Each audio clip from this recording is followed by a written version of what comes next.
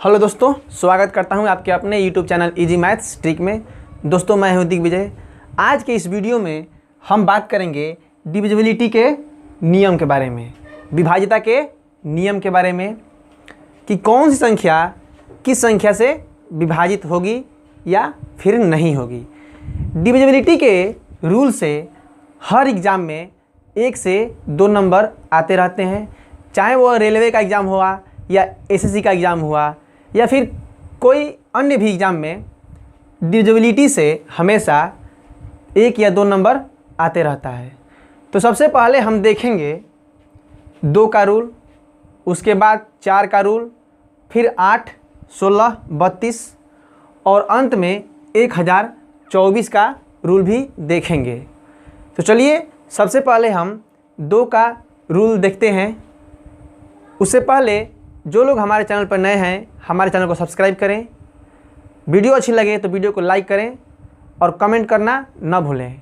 तो चलिए सबसे पहले हम 2 का नियम समझ लेते हैं। 2 का नियम कहता है कि जिस संख्या के अंत से अगर एक अंक 2 से कट जा रहा हो तो वह पूरी संख्या, चाहे वो संख्या कितना भी बड़ी क्यों ना हो, 2 से विभाजित होगी। जैसे में मान लीजिए हम लेते हैं 5, 6, 7, 8, 9, 4। अगर हम इसमें 2 से भाग देंगे तो यह पूरी तरह विभाजित होगा और रिमाइंडर 0 देगा। पूरी तरह विभाजित क्यों होगा?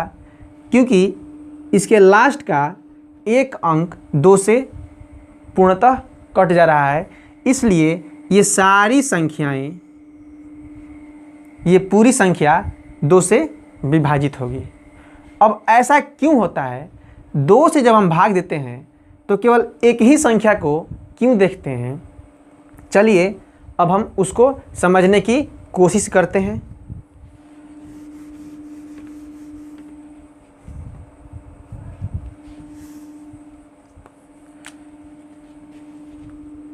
एक संख्या a प्लस 10b, हम ऐसे किसी संख्या को लिख लेते हैं।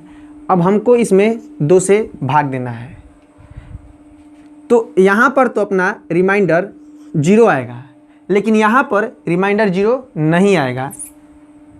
यहाँ पर रिमाइंडर 0 नहीं आएगा।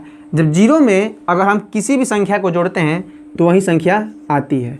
अब इसलिए हमें यहाँ पर 2 से कटने वाली ही संख्या रखी जाती है।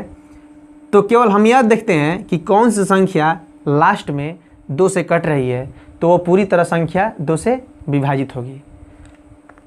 उम्मीद करता हूँ कि ये समझ में आपको आ गया होगा। चलते हैं अब अपने नेक्स्ट रूल 4 की तरफ, नेक्स्ट रूल 2 की तरफ, जो कि 4 का रूल है। अब 4 का नियम क्या कहता है?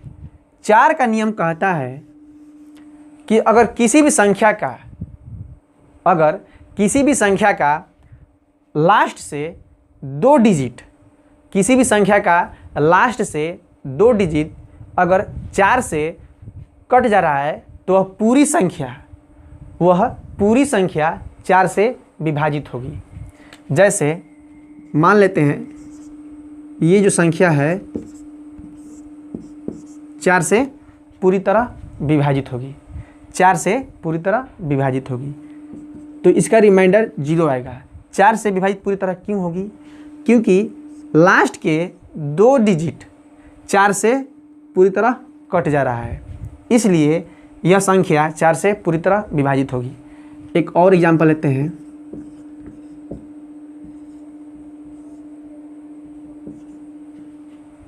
क्या यह संख्या 4 से पूरी तरह विभाजित होगी? लास्ट का 2 डिजिट चेक करेंगे तो 2 डिजिट 4 से विभाजित नहीं हो रहा है, तो यह पूरी संख्या 4 से विभाजित नहीं होगी। यहाँ पर 4 से 2 डिजिट विभाजित हो रही है, तो यह संख्या पूरी तरह 4 से विभाजित होगी। अब 4 से विभाजित के नियम में हम 2 ही संख्या क्यों देखते हैं? 4 से विभाजित होने में हम 2 ही संख्या क्यों देखते हैं? चलिए उस पर एक नज़र डाल लेते हैं।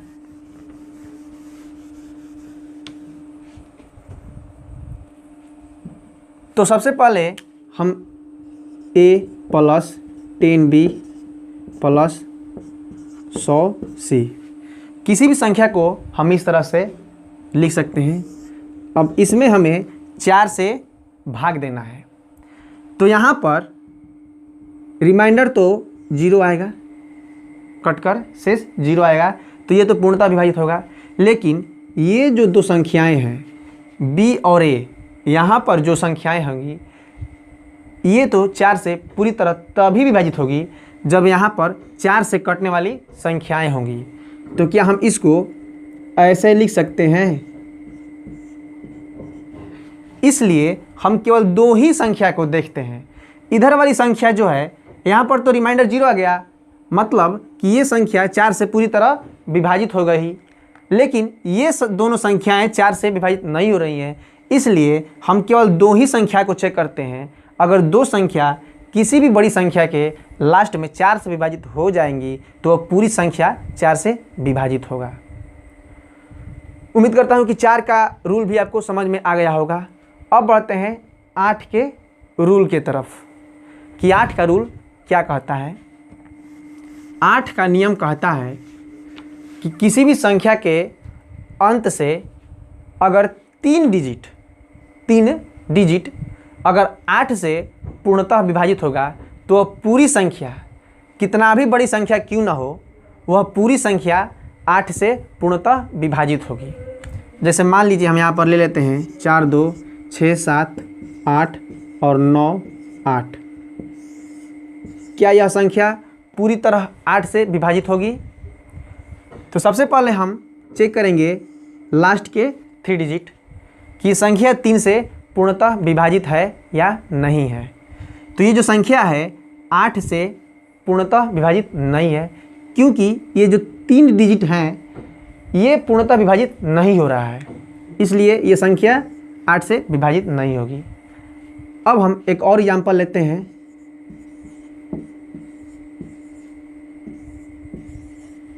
क्या ये संख्या 8 से पूरी तरह विभाजित हो रही है? तो क्या चेक करेंगे? लास्ट के 3 डिजिट। तो ये संख्या लास्ट के 3 डिजिट को विभाजित कर रही है, इसलिए ये पूरी संख्या 8 से विभाजित होगी। तो चलिए समझते हैं कि 8 के रूल में हम किसी भी संख्या के लास्ट से 3 डिजिट ही क्यों चेक करते हैं। a 10b plus 100c plus 1000d। अगर हमें 8 से भाग देना हो तो 8 से हम इसमें भाग देंगे तो ये हमारा पूरी तरह विभाजित होकर रिमाइंडर 0 देगा। लेकिन ये 3 संख्याएं विभाजित नहीं होगी, ये 3 संख्याएं विभाजित नहीं होगी, इसलिए हम 8 के नियम में 3 संख्या को चेक करते हैं। इसको हम ऐसे भी लिख सकते हैं DCBA/8।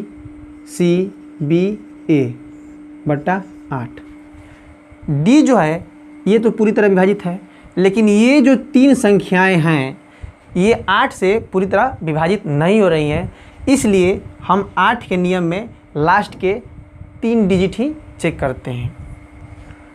अब हम समझते हैं कि कितनी बार हम 3 डिजिट को चेक करेंगे, कितनी बार हम 3 डिजिट को चेक करेंगे। एक एग्जाम्पल लेते हैं, कोई सा भी 4 6 2 8 9 6। क्या ये संख्या 8 से पूरी तरह डिविजिबल है? ये हमारा एग्जाम्पल हो गया। तो हम 8 के नियम में हम 2 भी अंक चेक करके बता सकते हैं कि ये संख्या 8 से विभाजित है या नहीं है। लेकिन इन दोनों संख्या के पहले अगर कोई इवन नंबर आ जाए तो सिर्फ 2 डिजिट ही चेक करना है। अगर दोनों डिजिट 8 से विभाजित हो जाएंगी तो ये पूरी संख्या 8 से विभाजित हो जाएगा। मैंने क्या बताया कि अगर कोई भी संख्या में 8 से भाग देना हो तो 2 डिजिट ही चेक करेंगे, लेकिन उसके पहले चेक करेंगे कि क्या कोई इवन नंबर है। अगर इवन नंबर होगा तो चेक करेंगे 2 डिजिट, लेकिन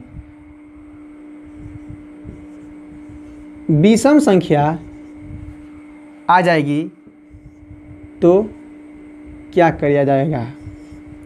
विषम संख्या आ जाएगा तो क्या किया जाएगा। जब विषम संख्या आएगा तो हम चेक करेंगे 2 डिजिट कि 2 डिजिट लास्ट के विभाजित हो रहा है या नहीं हो रहा है। तो जब भी इन दोनों डिजिट के पहले अगर कोई ऑड नंबर आ जाए, कोई भी ऑड नंबर आ जाए, तो हम इन 2 संख्याओं में, लास्ट की 2 संख्या में हम 4 को ऐड करते हैं। 34 और 4 38। अगर 38 8 से पूरी तरह विभाजित होगी तो यह संख्या पूरी तरह विभाजित होगी, अगर नहीं होगी तो संख्या पूरी तरह विभाजित नहीं होगी। तो जो 38 है वह 8 से पूरी तरह विभाजित नहीं है, इसलिए ये हमारी संख्या 8 से विभाजित नहीं होगी। लेकिन यहाँ पर इवन नंबर है और ये जो संख्या है 8 से पूरी तरह विभाजित है, इसलिए यह संख्या पूरी तरह विभाजित होगी। एक और एग्जाम्पल लेते हैं।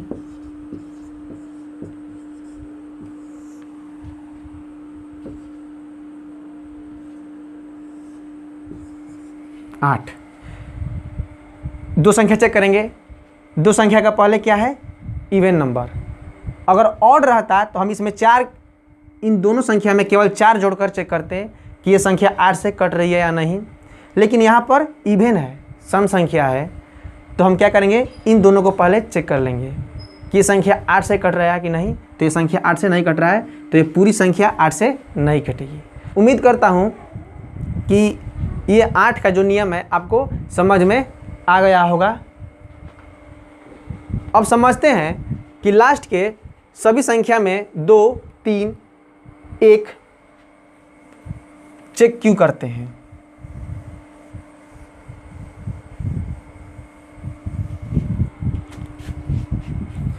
जब 2 का नियम पूछेगा तो 2 का पावर 1 होता है, इसलिए हम 2 का 1 ही करते हैं। जब 4 का होता है तो 2 का पावर 2, जितना पावर आएगा संख्या के लास्ट से उतना ही हम अंक को चेक करते हैं। 8 आ गया तो 8 का पावर कितना होता है, 3। तो संख्या के अंत से हम 3 ही अंक को चेक करते हैं। आ गया 16, 16 में 2 का पावर 4 होता है, तो संख्या के अंत से हम 4 ही अंक को चेक करते हैं। 32 आ जाएगा तो संख्या के लास्ट के 5 अंक को ही हम चेक करेंगे,